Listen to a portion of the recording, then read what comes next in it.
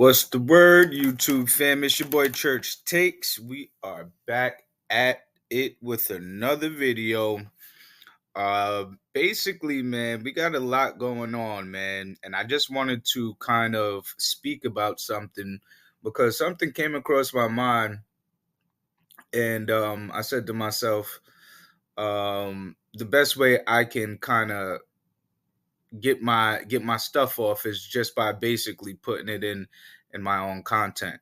So with that being said, I definitely wanted to wake up how Ish and Ice may be considered the new bare minimum boys. Let's talk about that for a second. After Maul and Rory left, they left Joe pretty much by herself. Joe had to scramble. Joe had to kind of make the show happen. He had to create something out of nothing. He called on his two friends, Ish and Ice. So now, they've been on the pod and they've been on the pod ever since those phone calls were made, right? They've helped, gain the audience back. They've helped Joe maintain a loyal fan base, and they've helped him tremendously in the resurgence of the JBP without Rory and Maul. Now, with that being said, uh, basically, Flip and Mel came on afterwards. Flip and Mel are now expanding and they have their own podcast or their own show. Improper Improv with Flip and Hot and Bothered with Melissa Ford is her separate show that she's doing that's going to drop tomorrow, November 1st. Ish and Ice, they don't have anything going on outside of the pod in the public eye, in the public view. I'm pretty sure Ice has some other things going on. Obviously, Ish has some other things going on. But when it comes down to the pod and what they're doing with their time in the pod, are they doing the bare minimum? Are they the new bare minimum boys? Do they just show up and talk and then go home and do nothing else? Is it extra work for them to do research and to be abreast as to the current events in our news cycle? Do they do the bare bone minimum? Is it that they go to the studio, the apartment studio, and they find out about their topics right there at the board, and you get a few minutes to catch up on what you guys necessarily want to talk about. Now, basically, man, what I'm saying is everybody else that has surrounded themselves around Joe, they're doing something outside of just being on the pod, except for Ish. I really want to just say Ish because I think it's Ish that's the bare bone minimum, but he also has engagements. He also speaks outside of he'll be on panels, certain panels and stuff like that. But again, bare bone minimum stuff, man. Show up and open your mouth and get a check. That's what Ish is all about, in my opinion. And he always says that he's the procrastinator. He says that he's lazy. But at some point, this the chain is only as strong as the weakest link. Am I saying that Ish is the weakest link? No, not necessarily saying that Ish is the weakest link. What I am saying is that he does the least amount of work. He has the ability where he can open up his mouth and people will like and want to hear him speak when he does get into that bag. So maybe that's a luxury that he has. Or is it that he's one of the bare bone minimum boys? And again, Ice, I feel like Ice, he has a payola network, but that's just, that's allegedly. neither here or there. I don't got nothing to do with that. His brothers Arsenal, they have a lot of music, they have a lot of connections to the underground music scene. And I mean, as far as I'm concerned, he can have, you know, certain parties where you got to get through three parties before your song even gets to ice. And by the time it gets to ice, I mean, payment is already made, and there you go. You have your song on the JBP, no matter if you're from Eugene, Oregon. Nonetheless, man, that's just one of the things I did want to wake up. Is Ice and Ish the new bare bone minimum boys?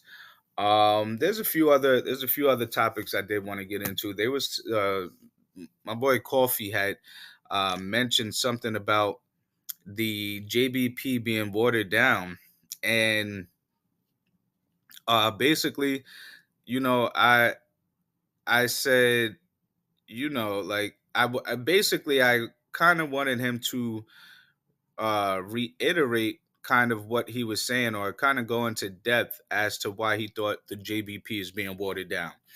Now, basically, um, he was saying that, the episode yesterday, which was the Dude Cast, in his opinion, he was saying that, that episode was mid, um, like a 5 or 6 out of 10. Um, then, he didn't necessarily like the improper improv rollout.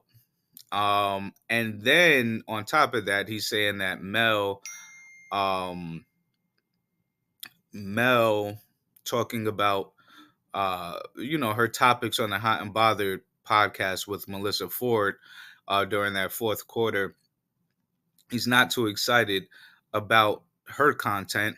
And he also added that them adding Mark Lamont Hill to the pod just doesn't necessarily make too much sense. So he's not feeling it. He feels like it's getting watered down.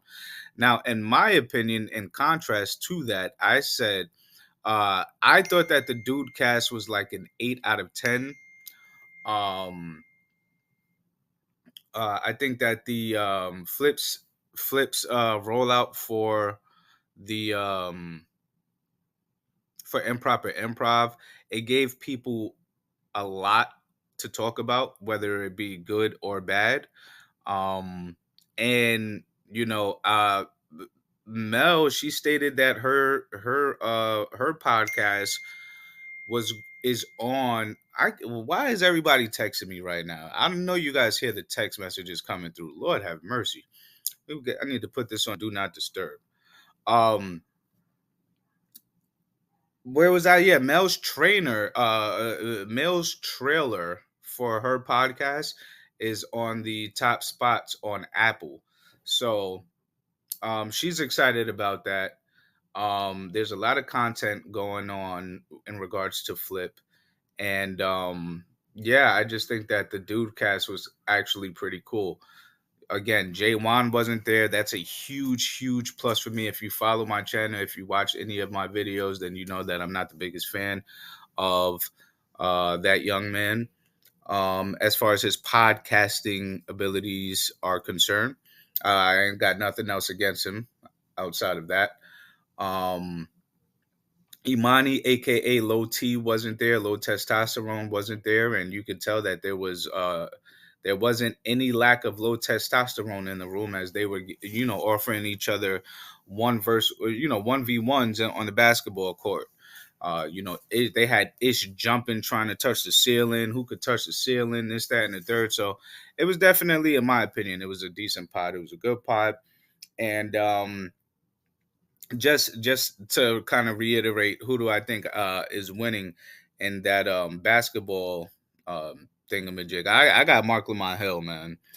I think that he's faster than all of them. Um, I've never seen Ish play ball. I've never seen Mark Lamont Hill play ball. I'm just judging. I'm just like giving my hypothesis based off of, I know Ish is out of shape, and I know Joe is out of shape. Um, yeah, I mean, but don't get me wrong. Like some of those guys, like Joe, they're not the best. 3-on-3 or 5-on-5 player, but one-on-ones, it's tough to beat.